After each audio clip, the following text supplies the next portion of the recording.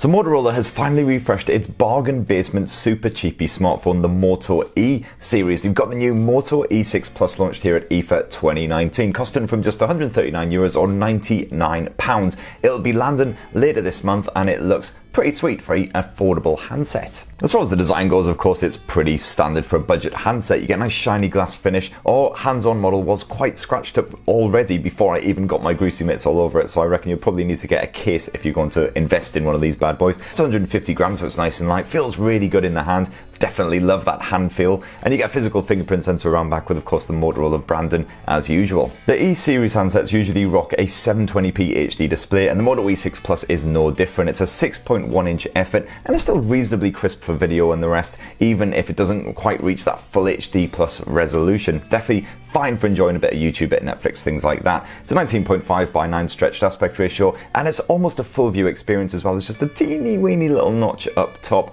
quite skinny bezels running down the edges as well, so it does fill the majority of the front of that phone. You don't get a stereo speaker setup here on the E6 Plus, however. Of course, it is just a single downwards firing mono speaker, but you do get a headphone jack for plugging in your proper phones. Hurrah! Running the show is the MediaTek Helio P22 processor, backed by either 2 or 3 gigs of RAM depending on which model you go for. So of course performance is very limited. I did see a fair few stutters in my brief hands-on experience. It'll be fine for just browsing a bit of the internet, stuff like that. That's about it. 3000 milliamp battery on there as well, so that should hopefully keep you going all day long, especially as it's a nice basic 720p display. Also helping on the energy efficient front is the fact that it's a nice bit of stock Android Pie on here as well. Unfortunately, you don't get the Moto app, which offers the Moto experiences, so gesture support and display features, things like that. So that's a bit of a shame. It's definitely a miss on here, and there's also no NFC for your contactless payments. Slapped there on the back of the Moto E6 Plus is a dual camera arrangement. You get a 13 megapixel f2.0 primary lens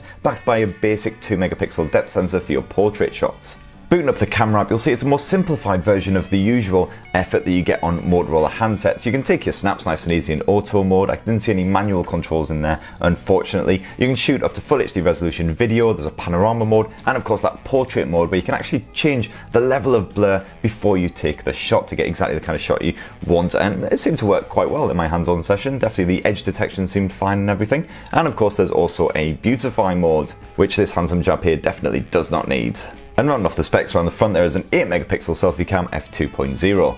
Now you'll be able to grab the Motorola Moto E6 Plus in 4 different colours: blue, cranberry, cherry and graphite, which is basically just grey.